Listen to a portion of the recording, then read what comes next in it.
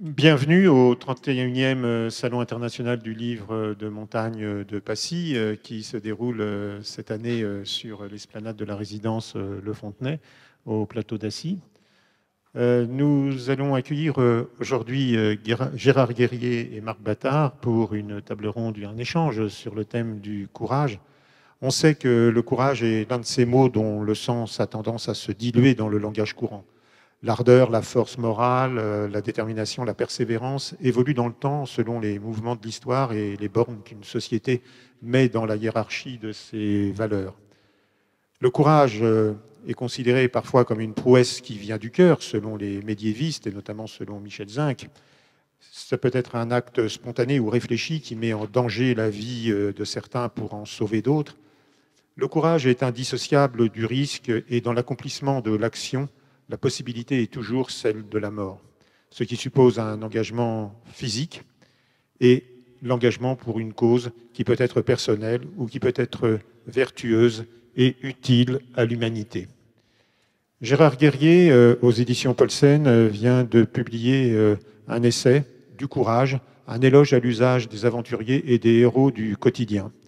Donc tout d'abord, je voudrais lui demander quelle est la définition qu'il met à ce terme de courage. Ouais, là, on rentre tout de suite dans le dur. C'est le problème que j'avais avec mon éditrice, qui me disait, mais Gérard, définis le courage dans les premières pages. Je lui dis, je veux bien, mais ça sera dans les dernières pages. Parce qu'il est plus facile de définir le non-courage que le courage. Si vous-même, vous repassez des actes dans votre vie, et que vous essayez d'imaginer quels ont été les actes de courage, je vous souhaite bon courage, justement, parce que c'est pas si facile. Je me suis amusé à cet exercice et je n'ai pas vraiment trouvé d'actes de véritable courage. Par contre, des actes de non-courage, oui, ça j'en ai trouvé beaucoup. Alors le non-courage, c'est quoi? C'est évidemment la lâcheté, la veulerie, qui serait peut-être la lâcheté sans peur, mais il n'y a pas que ça, il y a aussi l'abandon, la paresse. En fait, le non-courage, c'est le laisser-aller. Alors, l'inverse du non-courage, ça serait le courage.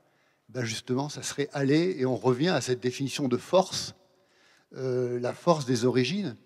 Le premier écrivain, si on peut, enfin, c'était pas un écrivain d'ailleurs, le premier penseur qui a pensé le courage, c'est Homère, évidemment. Et l'Iliade, surtout l'Iliade d'ailleurs, est pleine de courage. Alors attention, c'est un courage encore brut, encore vraiment brut de forme. Mais en tout cas, chez Homère, il y a déjà la force. Donc on va commencer par ça. C'est peut-être le point de départ, mais c'est certainement pas le point d'arrivée. Et y a-t-il une distinction à opérer entre le courage et l'audace ou la témérité? Est-ce qu'il faut faire la distinction entre une action physique ou morale qui va être accomplie pour soi-même et une action qui doit être accomplie au nom d'une cause qui dépasse la propre personne de l'aventurier? Alors, plusieurs questions, plusieurs réponses. De Homère, là, on va passer à Platon. Platon, lui, va introduire la notion de raison. Donc l'être courageux n'est plus l'être aveuglé ou inconscient. Hein. Je pense à Achille. Est-ce que Achille et Hector dans Homère étaient conscients? C'est pas évident. C'était les jouets des dieux, hein, le combat entre Athéna, etc. Chez Platon, non, le courage est conscient. Donc ça, c'est la première chose. Le courage est conscient. Ensuite, une deuxième condition pour le courage, il faut qu'il y ait libre arbitre. Le gladiateur qu'on pousse dans l'arène avec une épée dans les reins, il n'est pas courageux, il est forcé d'aller au combat. Ce n'est pas du courage. Alors ensuite, la différence entre témérité et courage, ça on va la retrouver chez Aristote, qui dit qu'en fait, Aristote c'est l'amoureux du juste milieu, le juste milieu en tout. Et le courage, justement, c'est un juste milieu entre la crainte et la témérité. Et alors quand on demande à Aristote, oui mais ok, comment savoir si on est dans le juste milieu? Il fait cette réponse intéressante, il dit, il vaut mieux quand même commencer par la témérité et puis ensuite atténuer, plutôt que de commencer par la crainte.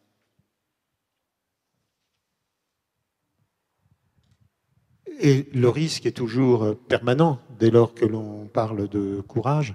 Et lorsque l'on est un alpiniste et qu'on est un himalayiste, il y a une prise de risque qui est permanente et le fait de grimper, d'atteindre les sommets, d'atteindre le sommet de l'Everest sans oxygène, c'est du courage. Non, il n'est pas là, le courage, je pense. Justement, je rejoins bien ce que vient de dire. Pardon, ton prénom, c'est Gérard, excuse-moi. Oui, j'ai bien aimé tout ce que tu disais. Moi, je redescends d'un étage, mais oui, je redescends d'un petit étage, mais j'ai beaucoup aimé ce que tu as dit et je reviendrai sur ce que tu as dit par rapport notamment les gladiateurs, parce que j'avais quelque chose à dire et ça rejoint bien ce que tu viens de dire. Le courage à l'Everest, non, c'est pas de faire le sommet ou avec ou sans oxygène, c'est pas là le courage. Le courage, c'est plutôt de savoir renoncer. Dernièrement, j'étais à l'Annapurna. Bon, j'aurais pu réussir le sommet, mais j'ai eu le courage de renoncer. Il est là le courage. Faire le sommet, non, pas forcément. Bien sûr, il y a du courage à se dépasser, quand on est très fatigué, de continuer. Bien sûr, il y a un certain courage, mais le principal courage, il n'est pas là.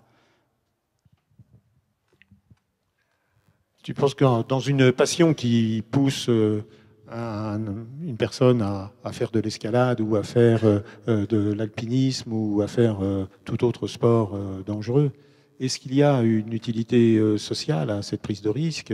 Est-ce qu'elle sert une cause parfois? Ça, c'est une grande question. Le courage est-il vertueux? La réponse n'est pas toujours. En fait, il y a des courages qui ne sont pas vertueux et il y a du courage vertueux. Le premier, je reviens à Platon parce que c'est l'inventeur du courage moderne, je suis désolé, c'est quand même sans doute le plus grand penseur du courage, qualifie le courage comme la vertu la plus importante parmi les vertus principales. Ensuite, les chrétiens les appelleront cardinales. Pourquoi? Parce que c'est la vertu qui rend possible toutes les autres vertus. Il n'y a pas de justice sans courage, il n'y a pas de tempérance sans courage, il n'y a pas de prudence même sans courage. Mais la question, c'était... Oui, la question, c'est que l'exploit d'un alpiniste ou d'un navigateur est impressionnant, mais se pose la question de son utilité sociale quand on voit qu'il joue sa vie, mais qu'il peut également jouer la vie des sauveteurs qui vont venir Absolument. Alors, dans l'histoire de la philosophie du courage, c'est intéressant quand on passe de Homère à Platon. Homère, c'est quoi? En fait, c'est le héros qui veut la gloire au travers du courage. Hein, donc l'objectif de Achille, de Ulysse, quoique Ulysse on pourrait discuter, mais enfin, Achille, Hector et compagnie, c'est la gloire. Pourquoi? Parce que la gloire, c'est un chemin vers l'éternité. Et on va reparler de ça, parce que chez l'alpiniste, il y a un peu de ça.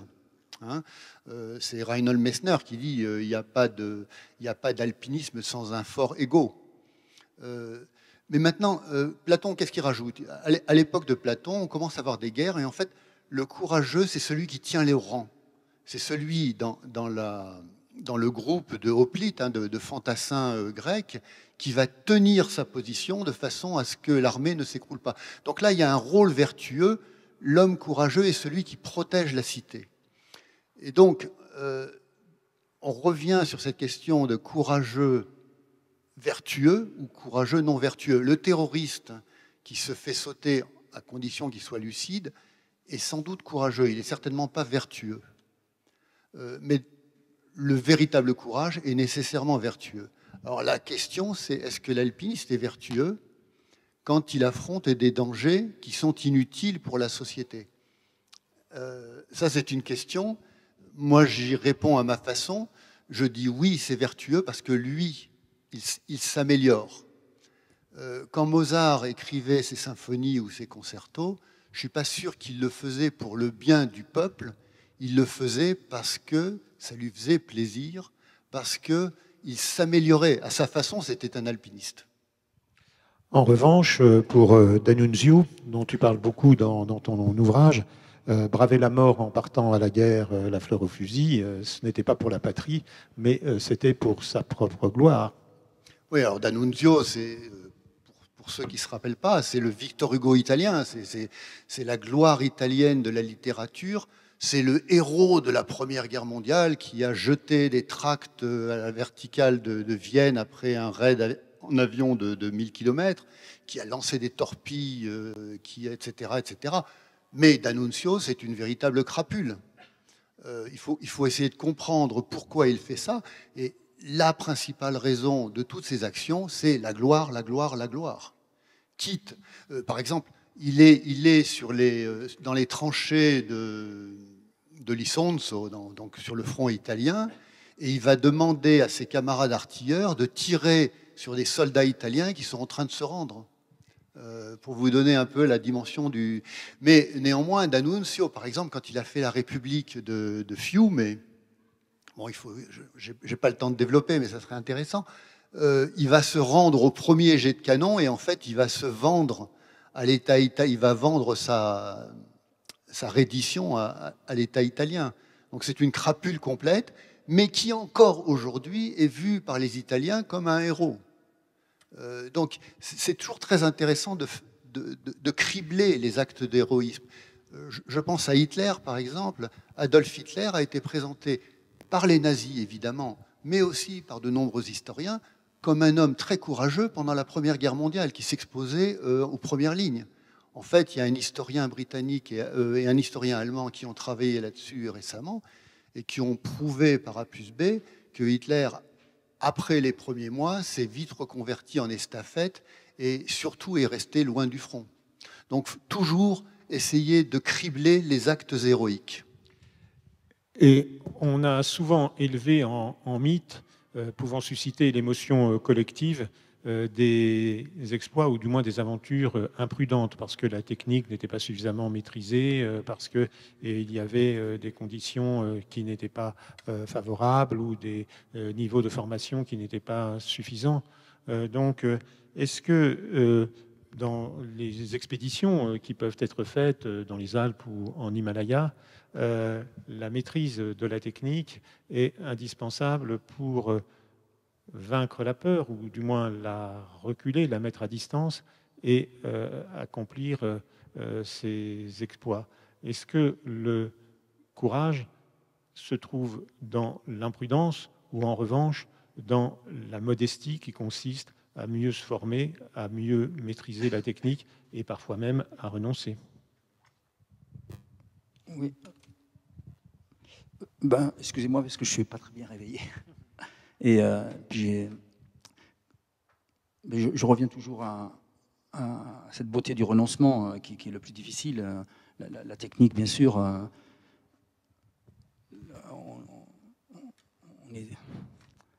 on est très, très en avance par rapport à ça en général. Et les accidents en expédition, malheureusement, c'est toujours par manque de formation vis-à-vis de cette difficulté de savoir renoncer.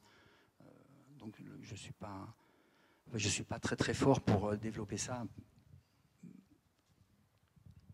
Mais c'est une notion de courage, c'est une question de courage aussi, de savoir marquer ses limites et de ne pas prendre des risques inutiles pour ne pas engager la vie d'autrui. Oui, tout à fait. Bon,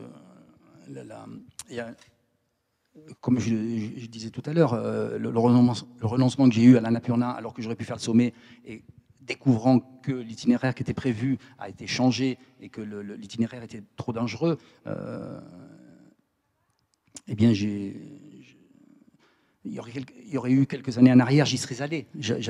Avec maintenant l'évolution, mon expérience et tout, et j'ai réussi à aller au-delà de ce que peuvent penser les gens, le regard des autres. Je veux dire, ça, c'est très... J'étais au moment où j'ai renoncé, mes compagnons de cordée, il y avait Bertrand Delapierre, qui est un excellent alpiniste et un excellent caméraman et réalisateur de films. Eh bien, il avait pris le risque de passer un endroit dangereux. Et avec du recul, je suis certain, vous pourriez lui demander qu'il doit regretter d'avoir pris ce risque. Moi, j'allais le faire parce que j'avais gardé encore des réflexes du passé.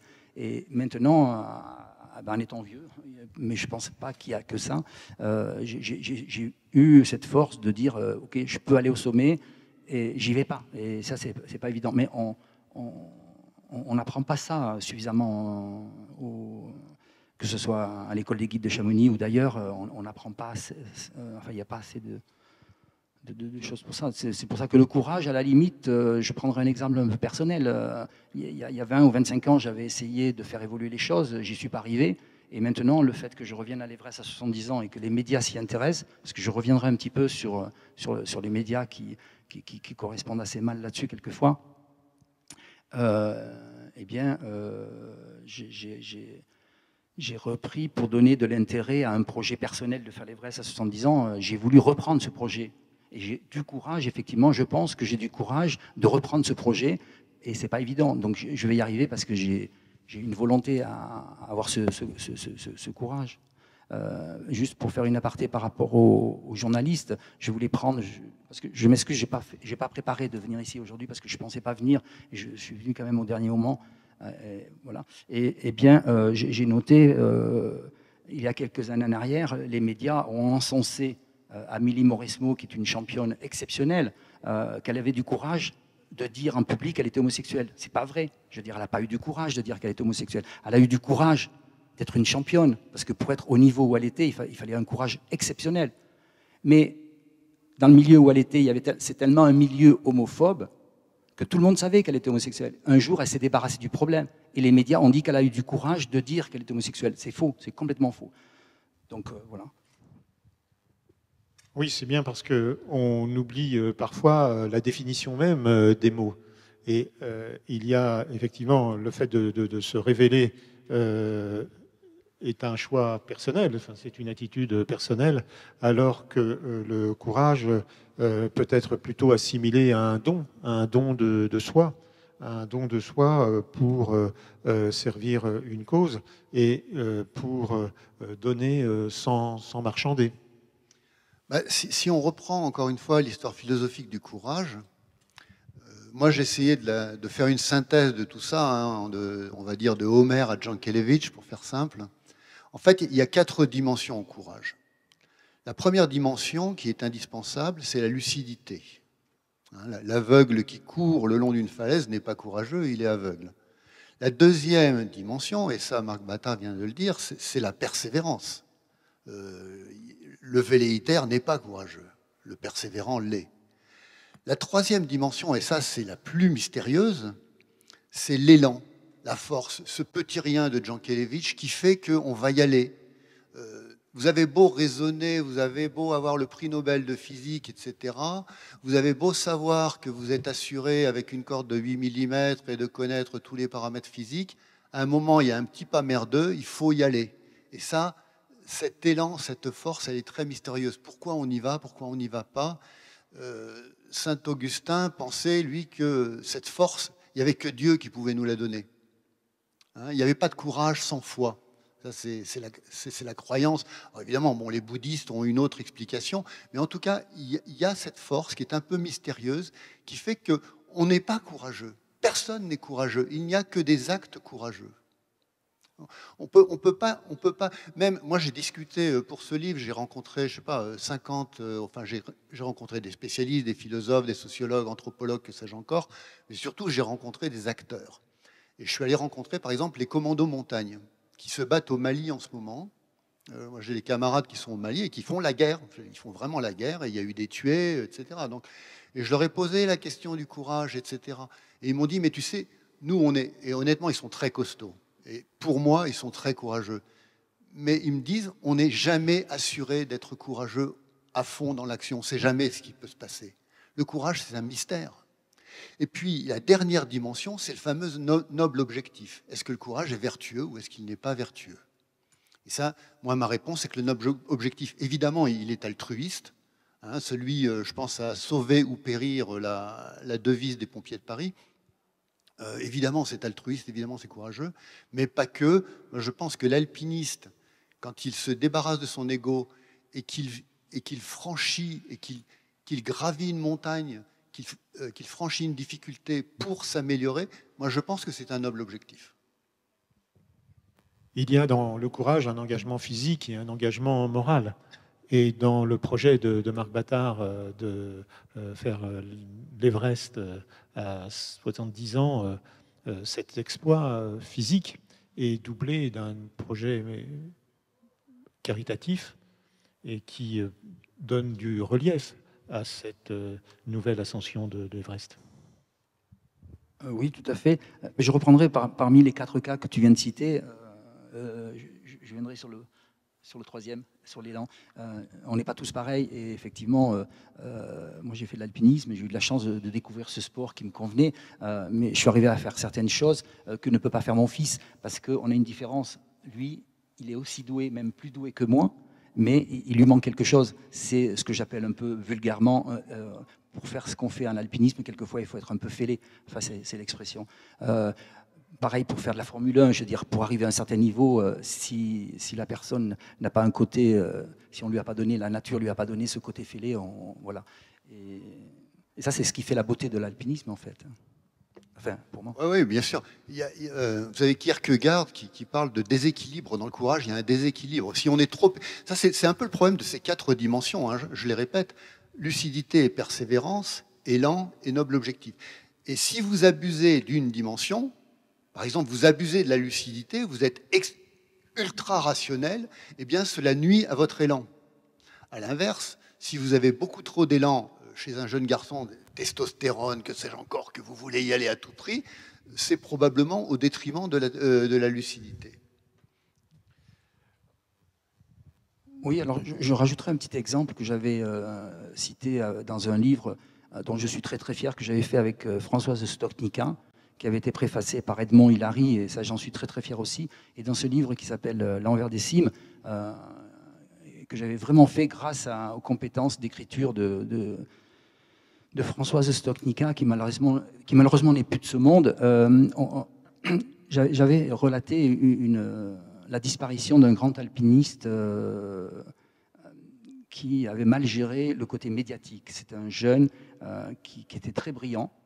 Il a été pris dans l'ouragan un peu médiatique et finalement, il n'a pas su maîtriser. Et là, dans le livre, justement, je reprochais, je ne citerai pas des noms maintenant, mais je citais le nom d'un journaliste qui était quelque part un petit peu responsable de cette surmédiatisation de ce jeune qui finalement a fini par se tuer dans un exploit qu'il n'a pas terminé à la Concagua. Voilà. Oui, moi, l'exemple que je prends souvent, c'est les base jumpers qui ont la GoPro attachée sur le casque et qui ne vivent que par les vues par YouTube et qui finissent par se cracher dans les mélèzes.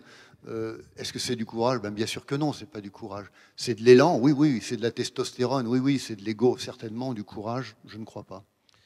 C'est une prise de risque pour se faire plaisir et exalter son ego.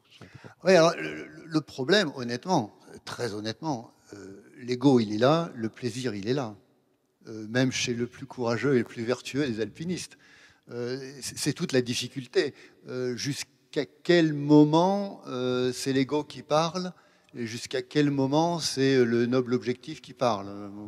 Il n'y a pas de réponse claire là-dedans. Hein. Le problème est alors celui de la conscience.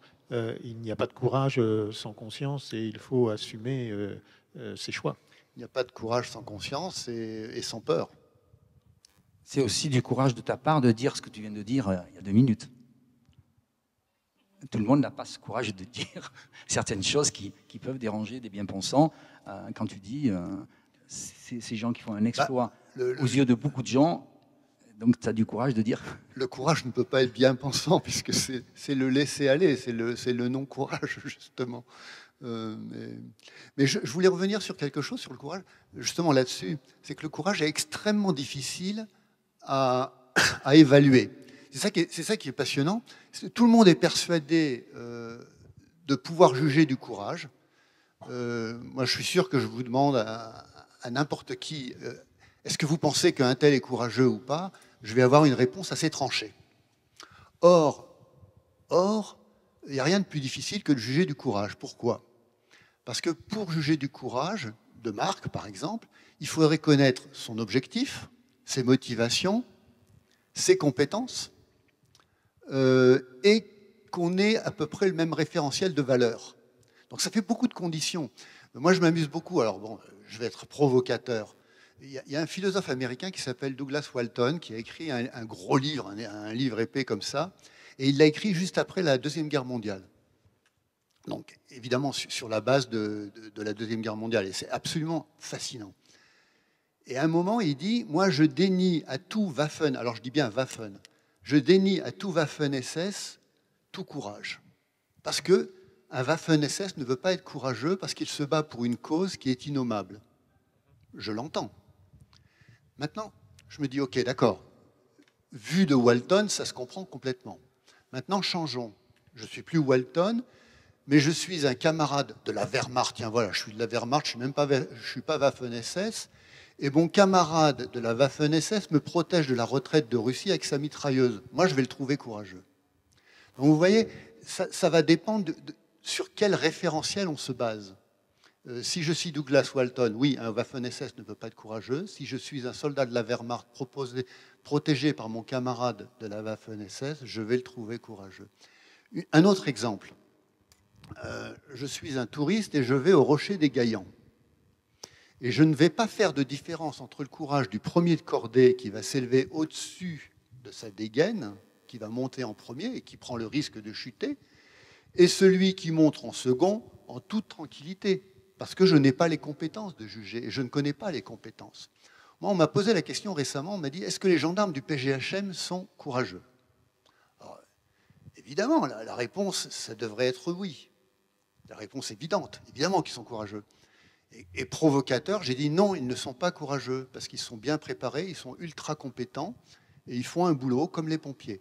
En fait, je ne le pense pas vraiment. Moi, je pense qu'ils sont très courageux, notamment quand ils s'engagent, à partir du moment où ils sont conscients.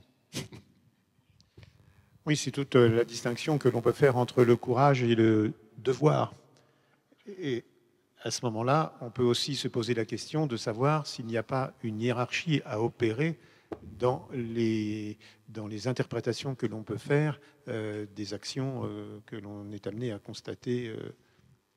Oui, mais c'est compliqué, parce que Marc Bâtard, qui va monter, et je lui souhaite, sur l'Everest, à 70 balais, sans oxygène, bravo monsieur Bâtard, est-ce qu'il est plus courageux que le jeune grimpeur qui, pour la première fois, va monter en tête sur un pas de 4?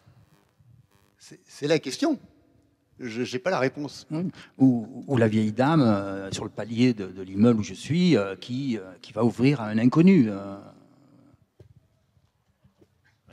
Cela montre bien que c'est une affaire individuelle sur laquelle on n'a pas de jugement de valeur à porter. Disons qu'il faut prendre ses précautions quand on juge du courage. Et c'est pour ça que moi je me méfie de tous les jugements péremptoires et définitifs sur le courage. Vous savez, il y a eu des livres célébrant la fin du courage. Non, le courage, il est inhérent à l'humanité. Et tant qu'il y aura des hommes et tant qu'il y aura de la peur, il y aura du courage. Maintenant, les peurs changent, donc le courage change. Et certains exploits sont fondés sur la vanité de ceux qui les accomplissent. Et cela peut pousser à l'imprudence ou au succès. Mais peut-on à ce moment-là parler de courage? En tout cas, ce qu'il y a de bien, c'est de s'interroger. Mais moi, je peux en parler parce que bon, il a écrit un livre, donc j'ai le droit d'en parler. Mais il est mort, donc il faut respect aux morts. Mais vous savez, il y a un fameux journaliste qui s'appelle Hervé Guéquier, qui était journaliste de France 2 et qui a été enlevé en Afghanistan.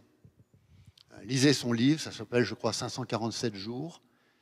Et faites-vous une opinion. Moi, je me suis fait une opinion. Pour moi, ce n'était pas un homme courageux. C'était un homme imprudent et qui était guidé par son ego. Bon, paix à son âme, ceci dit. Oui, c'est toujours difficile, effectivement, de mettre un mot sur les événements ou sur des actions qui prêtent à interprétation, en tout cas. Oui, il faut. Oui, tout à fait. Le mot d'inconscient est très approprié aux alpinistes. Il y a des alpinistes qui ont fait des exploits qui étaient des purs inconscients. Et le niveau de courage n'est franchement pas le même. Oui, mais c'est intéressant. Parce que moi, je me suis posé la question à propos de Alex Honnold. Vous connaissez Alex Honnold? Alex Honnold, c'est la star, mais vraiment une star américaine de l'escalade. qui fait du free solo, c'est-à-dire sans aucune assurance, et qui a grimpé il y a cela 2 ou 3 ans les Yosémites, une voie de 700 mètres avec des passages en 7, 7A, 7B, je crois. Enfin, un truc honnêtement costaud. Et en gros, s'il y a une guêpe qui le pique, il est mort. Est-ce que Alex est courageux? Je lui ai posé la question. Lui, il m'a dit que non, évidemment. Tout comme Catherine Destivelle, je passe mon temps à lui dire qu'elle est courageuse. Elle me dit non, non, je ne suis pas courageuse. Je suis courageuse quand je lance ma maison d'édition, pas quand je faisais de l'escalade. Mais Alex, le risque est réel, on est tous d'accord. Seulement, Alex, il a quelque chose de très particulier, et ça a été vérifié. On l'a passé dans un IRM, et on lui a montré des images tout à fait horribles je sais pas, d'enfants décapités, enfin je dis n'importe quoi, mais vraiment des trucs durs. Eh bien, on s'est aperçu que l'amygdale, qui est un noyau neuronal du cerveau limbique, ne réagissait quasiment pas. Donc en fait, Alex serait un handicapé de la peur. Alors, vous allez me dire, mais quand on est handicapé de la peur, est-ce qu'on est encore courageux? Ah, ben, c'est une bonne question. Et les psychopathes qui ont un déficit d'émotion, est-ce qu'ils sont courageux? Ben non, parce qu'en fait, le courage, finalement, ça serait peut-être la différence entre l'action et la peur. Et la peur, selon toi, justifie le courage? Ben, la peur, enfin, moi j'ai écrit un livre sur la peur qui s'appelle Éloge de la peur. Vous ne le trouverez pas aujourd'hui, mais vous pourrez le trouver ailleurs. La peur, bon, là, si tu me branches sur la peur, je suis intarissable. Elle est indispensable, mais elle ne peut pas guider notre vie. Hein, la peur, elle vous appartient. Ça, c'est le truc très important avec la peur, c'est n'essayez pas de repousser la peur. N'essayez pas de dire la peur n'existe pas. Comme Olivier de Kersauzon qui dit ouais, la peur, c'est un truc de gonzesse, c'est pas un truc pour les vrais mecs. Non, non. Non, la peur, elle vous appartient, essayez de la comprendre. Mais par contre, vous ne pouvez pas guider votre vie avec la peur. Ça ne peut pas être une ligne de vie. Donc effectivement, le courage est là pour dépasser sa peur et aller de l'avant. La peur est un droit. On a tout à fait le droit d'avoir peur. Ah mais moi, je célèbre la peur. J'ai fait une éloge de la peur, donc je célèbre la peur. Mais elle ne peut pas être notre seul guide. Comme la paresse. La paresse ne peut pas être notre seul guide. Faut-il du courage pour avouer que l'on a peur dans une circonstance particulière? Hélas. Alors, en fait, il y a 3 grandes catégories de courage. Il y a le courage physique, qu'on comprend bien, hein, qui est le courage social, dont Marc parlait. Le courage social, ça peut être renoncer, même si les copains disent « Ouais, ce mec-là, quand même, vraiment, il est nul ». C'est pas évident. Moi, je peux vous dire, j'ai mon fils qui travaille au PGHM. Il s'est fait récupérer au sommet de la Meije alors qu'il était épuisé, il n'en pouvait plus par ses copains. Je peux vous dire que ça n'a pas été facile pour lui de passer le coup de téléphone. Hein. Allô les copains, je suis à la traversée de la Meije, j'en peux plus, j'ai plus de flotte, venez me chercher. Et je lui ai dit, tu as fait preuve de courage. Et puis il y a le dernier courage, j'appelle ça le courage vital. C'est le courage contre nos propres démons.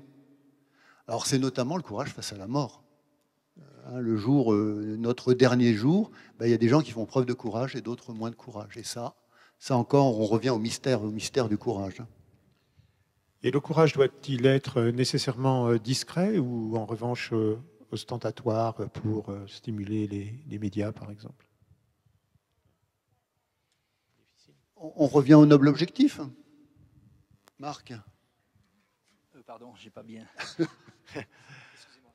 Oui, le vrai courage, est-ce qu'il doit être discret, c'est-à-dire qu'on accomplit une œuvre de façon modeste mais déterminée, en essayant d'arriver à atteindre l'objectif que l'on s'est fixé, ou est-ce qu'en revanche, le vrai courage, c'est de faire de la mousse pour atteindre le même objectif, mais avec un tout autre éclat? Donc la question, c'était de savoir si ce n'était pas mieux d'être discret et modeste plutôt que ostentatoire et plutôt agité. Oui, je suis très partagé.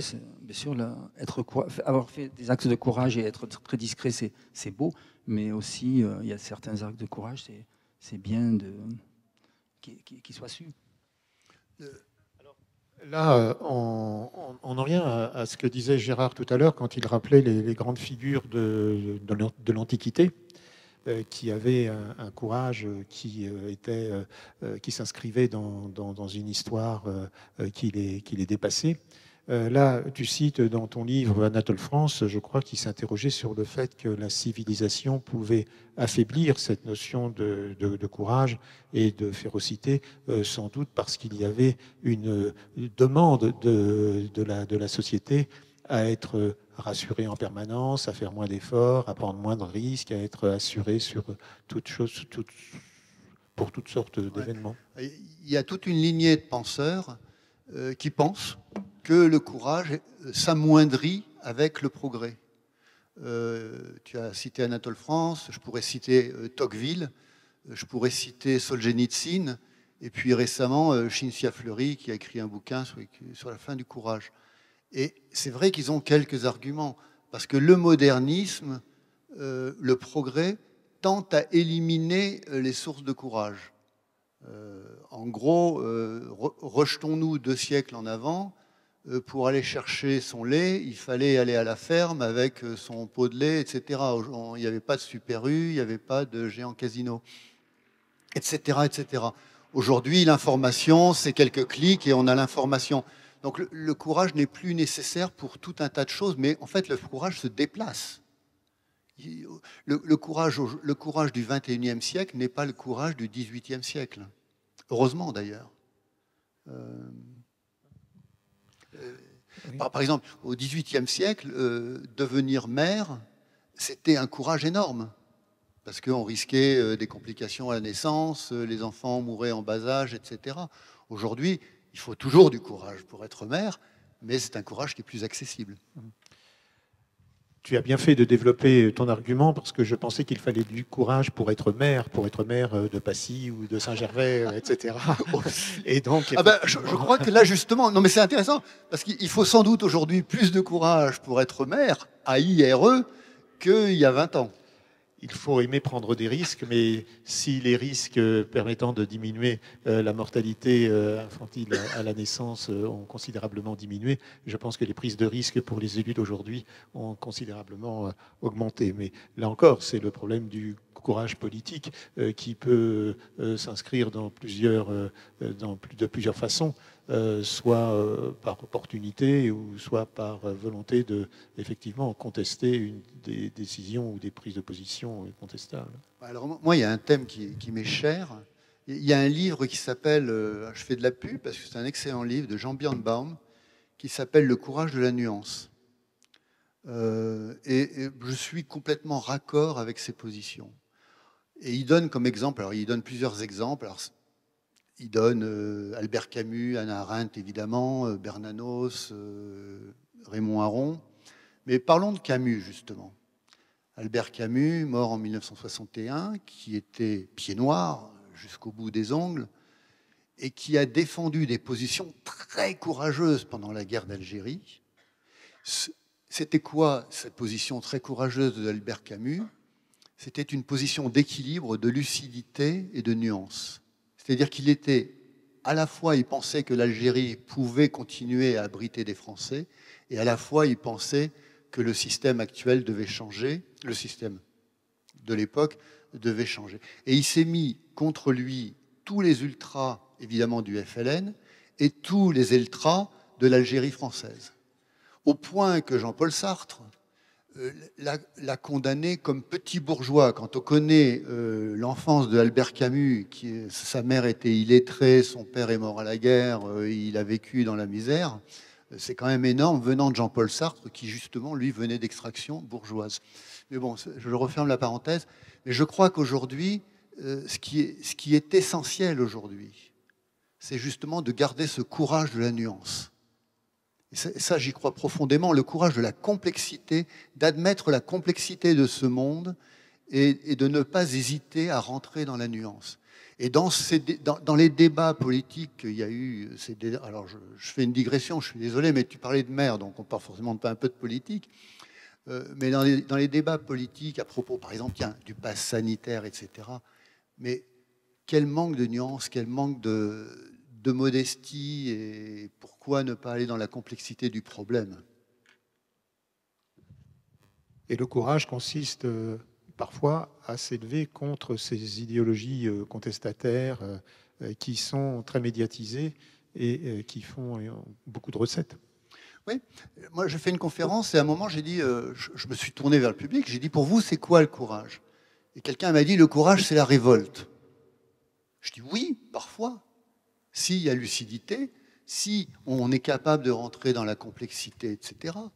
Mais la révolte n'est pas toujours courageuse. La révolte de Jean-Paul Sartre, je pense à Jean-Paul Sartre pendant la guerre d'Algérie, je pense qu'elle était tout sauf courageuse. En revanche, pour être courageux, il faut toujours avoir une once d'humanité.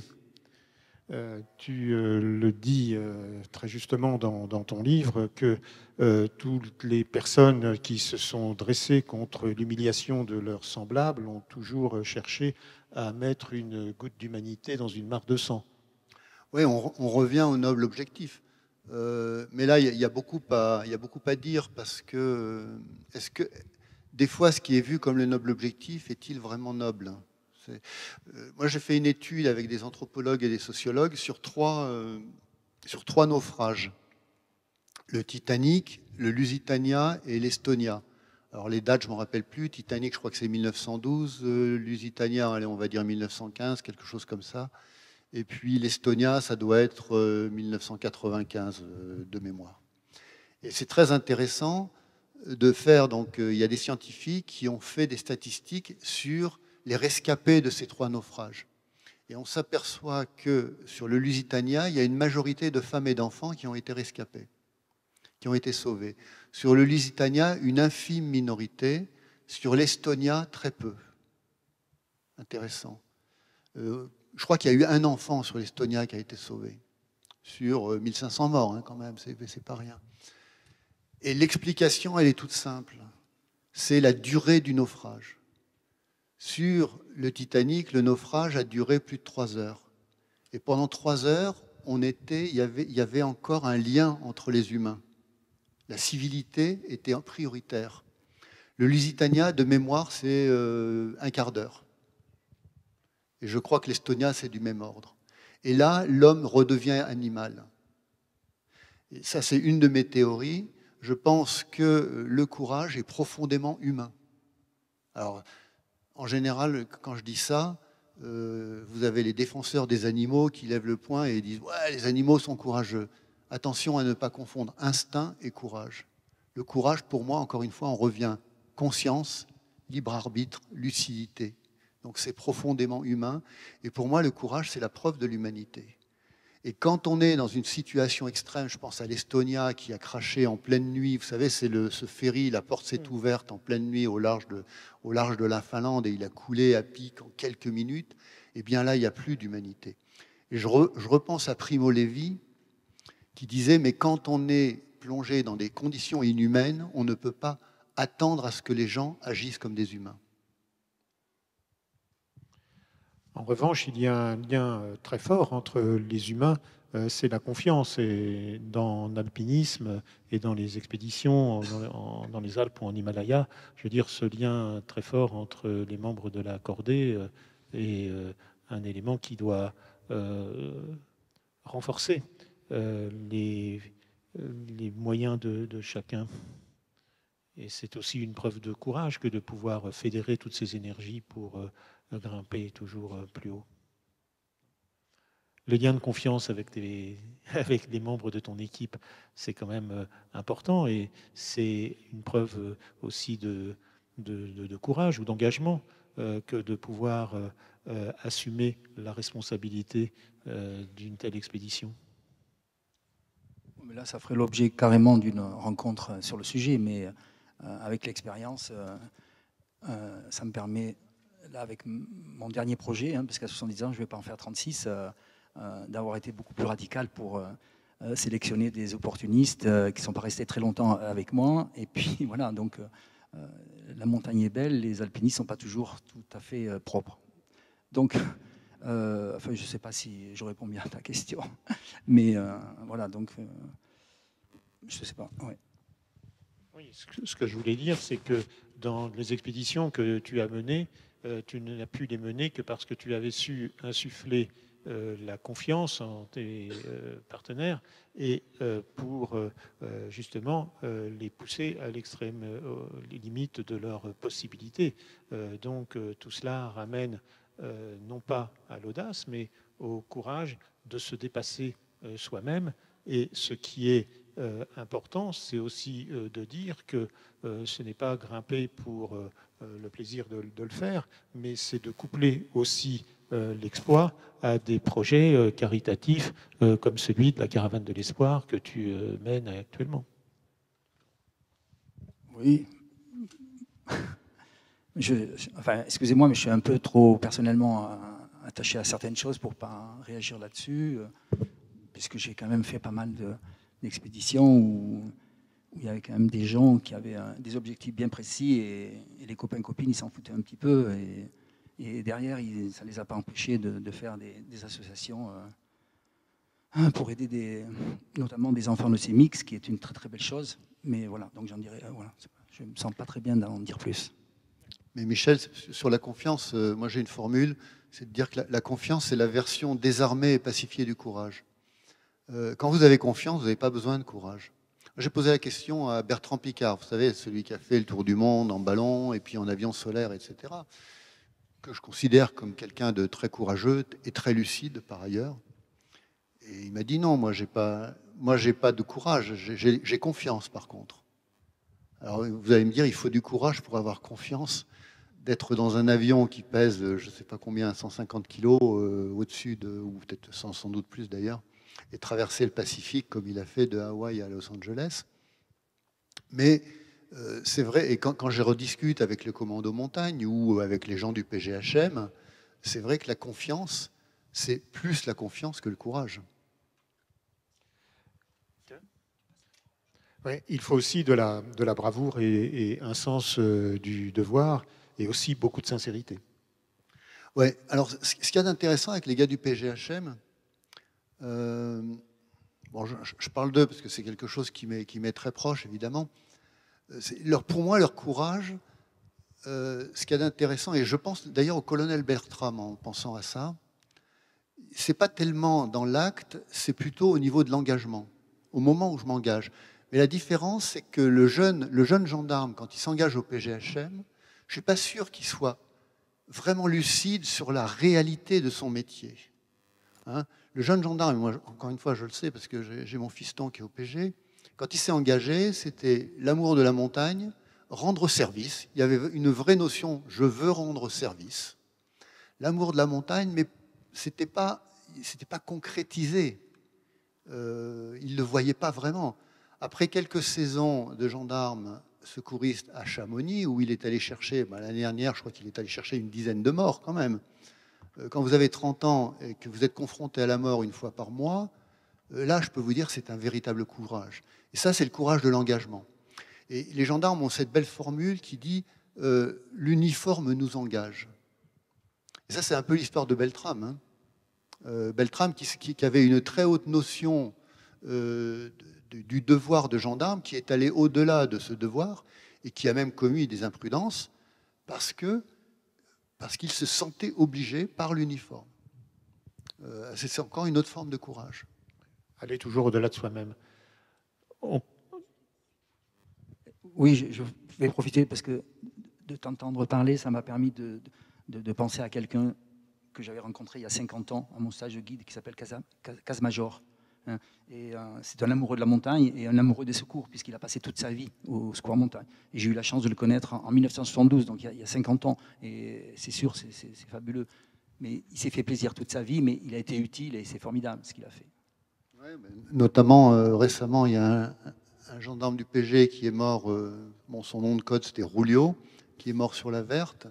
Et pareil, il a fait 40 ans de secours, passionné par le secours. Voilà.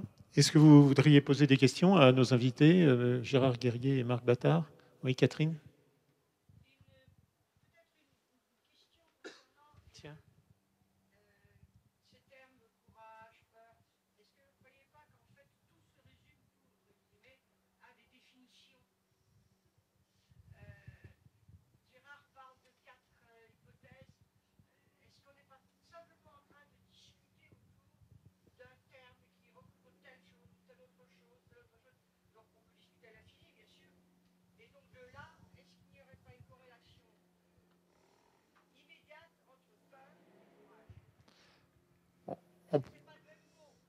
Tu peux trouver les réponses à ta question dans le livre de Gérard, Du courage, aux éditions Paulsen.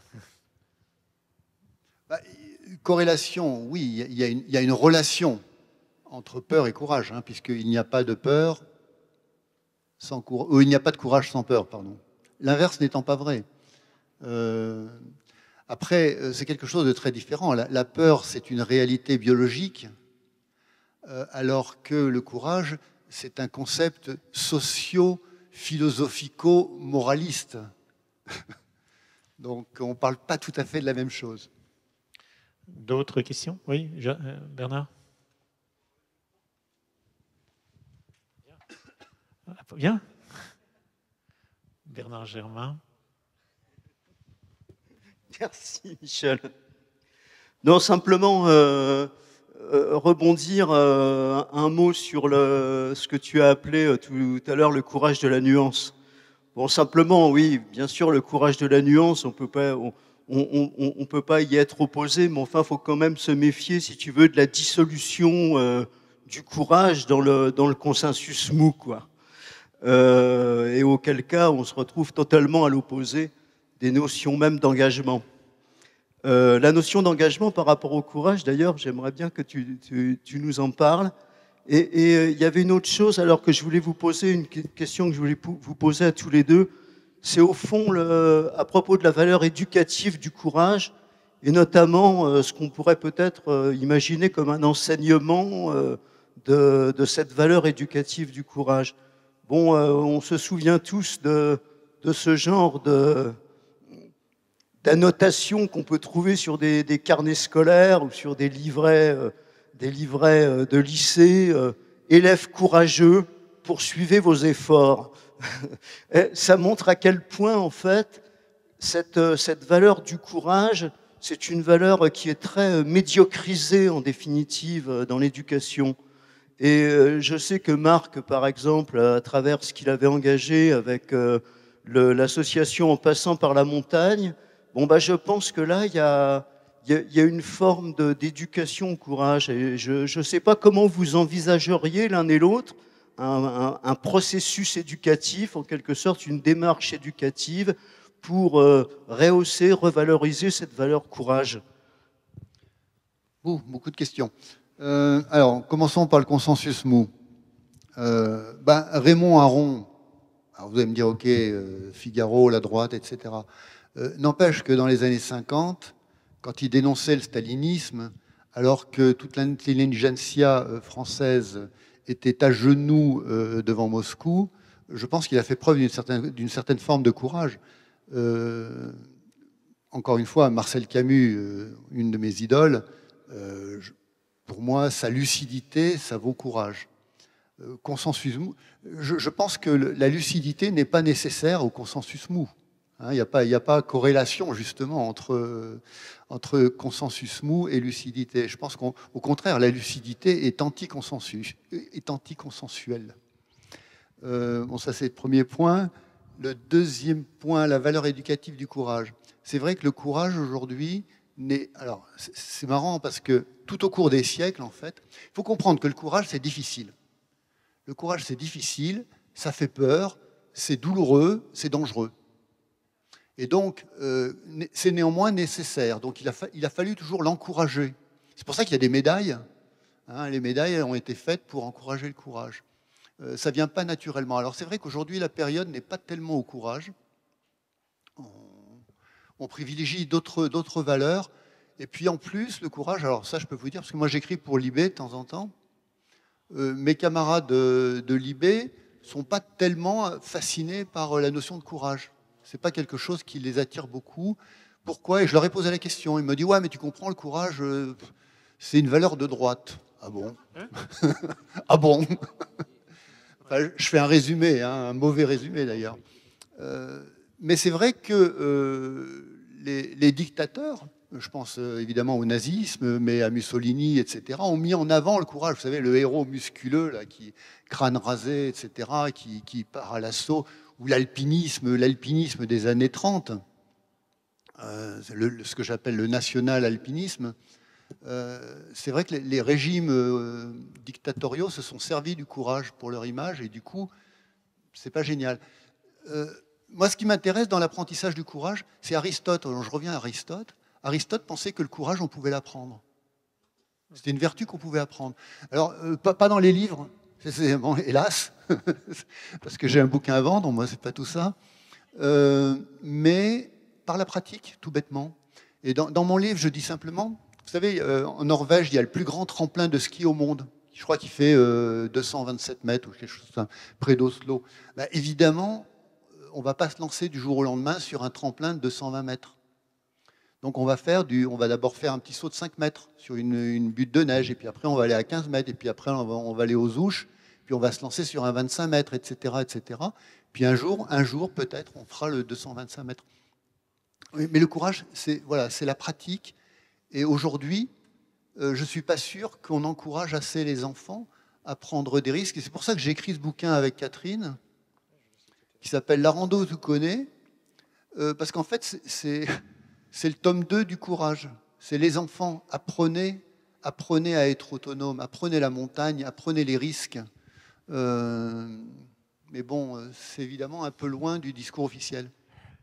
Donc voilà, Gérard a raison avec Raymond Aron, et Bernard et Marc n'ont pas tort puisqu'ils rejoignent Aristote dans la valeur éducative du courage. Oui, l'idée de Bernard est très bonne, effectivement, de développer l'esprit du courage dans la formation des guides, ça serait très très bien. Encore une ou deux questions avant de passer, de nous élever en hélicoptère au-dessus du massif. S'il n'y a pas d'autres questions, je voudrais rappeler les ouvrages de nos invités. Donc Gérard Guerrier, du courage, éloge à l'usage des aventuriers et des héros du quotidien aux éditions Paulsen. Et je vous rappelle son précédent ouvrage sur la peur.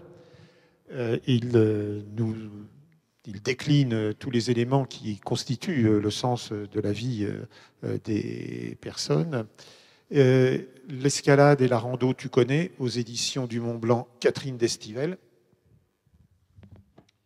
La randonnée et l'escalade, deux très beaux albums qui ont des vertus pédagogiques vraiment très, très saines et très vertueuses. Et puis Marc Battard, qui avait écrit ses propres livres, là, le Sprinter de l'Everest, et puis L'Envers des cimes, pardon, qui était publié aux éditions Glénat. Et puis, vous retrouverez sur le stand de la librairie La Fontaine de Siloé, le livre de Nathalie Lamoureux, Marc Battard, L'Everest en partage, un très beau livre qui montre que Marc a montré beaucoup de courage pour faire face à beaucoup de difficultés et beaucoup d'adversités.